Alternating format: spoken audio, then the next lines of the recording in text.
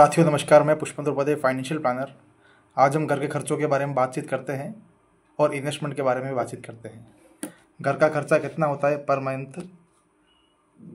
30,000 रुपये per month होता है। अपन कैलकुलेट करते हैं सारे घर का खर्चा। कोई अच्छी फैमिली ज़्यादा पैसा कमाती है तो 50,000 रुपये तक भी मंथली उनका खर्चा होता है। अब उसमें से किसी ने इंश्योरेंस ले रखा है तो इंश्योरेंस की किस्त भी उनके जाएगी। बच्चों की एजुकेशन में भी खर्च होता है। बच्चा शुरू से पढ़ता है, आखिरी ग्रेजुएशन करता है तो उसकी पूरी एजुकेशन का खर्चा अपन कैलकुलेट करते हैं। ग्रेजुएशन कौन सी कर रहा है उसके अकॉर्डिंग डिपेंड करता है कि कौन सी एजुकेशन कर रहा है, कौन सी पढ़ाई कर रहा है बंदा। तो 50 लाख तक एजुकेशन का खर्चा अपन कैलकुलेट करते हैं। कोई कोई एजुकेशन 20 लाख में भी पूरी हो जाती है। एक माता पिता अपने बच्चों को बड़ा करते हैं तो उसके ऊपर काफ़ी सारा पैसा खर्च करते हैं। इसी आशा के साथ खर्च करते हैं वो कि बच्चा आगे बढ़ेगा, शादी होगी, उसकी पत्नी आएगी, काफ़ी सारे खर्चे उनके होते हैं। इसकी बीच माता पिता मेडिकल एक्सपेंसेस भी खर्च करते हैं बच्चों के लिए। कभी बीमार हो गए, कभी कुछ दिक्कत आ गई तो एडमिट कराना पड़ा हॉस्पिटल में, तो बड़े बड़े खर्चे मेडिकल में भी, हॉस्पिटल में भी होते हैं। और एजुकेशन का खर्चा भी बड़ा होता है। और बच्चे जब बड़े होते हैं तो उनकी शादी कराने में भी माता पिता लगभग मान लीजिए 30 लाख रुपये तक का बजट खर्च कर देते हैं। कोई अगर किसी के पास ज़्यादा पैसा है तो 50 लाख रुपए तक भी शादी में खर्चा करते हैं। तो आप मान लीजिए कि जैसे कि कैलकुलेट करते हैं हम, पूरा देखा जाए तो 1 करोड़ के लगभग माता पिता खर्च कर देते हैं।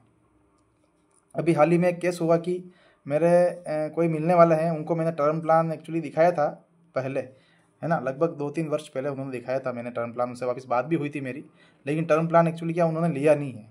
और उनके माता पिता ने क्या है कि एक्चुअली एजुकेशन चल रही थी उनके लड़के की एजुकेशन चल रही थी उनके, तो क्या है कि लड़की की एजुकेशन में काफ़ी सारे पैसे लग चुके हैं और उनकी बच्चे की शादी वगैरह कराना भी बाकी थी और थोड़ा बहुत कर्जा भी था उनके ऊपर, है ना। तो क्या है कि वो अंकल तो रहे नहीं, खर्चा हो गया उनका और पैसा भी चला गया।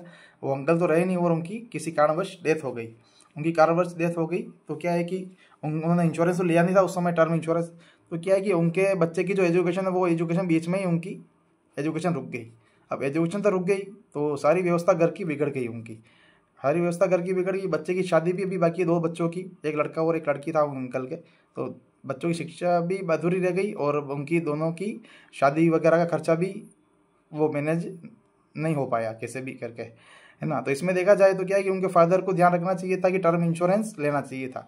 जब इतना खर्चा माता पिता करते हैं बच्चों की एजुकेशन पर, बच्चों की शादी पर, बच्चों के मेडिकल एक्सपेंसेस पर, उनके कपड़ों पर, उन्हें छोटे से लेकर बड़े करते हैं बच्चों को, तो काफ़ी सारा खर्चा होता है।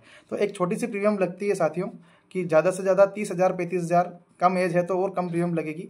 तो 30,000 35,000 रुपये प्रीमियम लगती है पर ईयर और टर्म इंश्योरेंस हो जाता है जिसमें 1 CR का इंश्योरेंस ले सकते हैं आप। और अगर आपकी फाइनेंशियल एलिजिबिलिटी ज़्यादा हो, ITR अगर आपके अच्छे हो, सैलरी ज़्यादा हो, तो आप 2 करोड़ 2.5 करोड़ तक भी टर्म इंश्योरेंस ले सकते हैं। इसमें फ़ायदा आपको ही होगा कि अगर कल करते आप को कुछ हो गया किसी कारणवश, जैसे इन अंकल को हुआ जिसकी मैं स्टोरी अभी मैंने बताई है आपको, तो आपके बच्चों को क्या एक मुश्त इतना पैसा मिलेगा कि उनकी न तो एजुकेशन रुकेगी बीच में, ना उनकी शादी का खर्चा रुकेगा, धूमधाम से शादी हो पाएगी उनकी, है ना। जन्म मृत्यु साथियों ईश्वर के हाथ में है, लेकिन क्या है कि हमें सोच के चलना चाहिए परिवार के लिए कि माता पिता भी हैं पीछे, बच्चे भी हैं, पत्नी भी है, तो वो है आपके भरोसे ही है ना। अगर आप प्लान नहीं भी करवाएंगे तो भी जो होना है वो तो होना तय है। तो इसीलिए जागरूक रहें, सबको जागरूक करें कि टर्म इंश्योरेंस करवाएं। धन्यवाद। मेरा नंबर नोट कर लीजिए आप, 9521958240 पर कॉल करें और टर्म इंश्योरेंस जरूर करवाएं और हेल्थ इंश्योरेंस भी साथ में करवाना जरूरी है।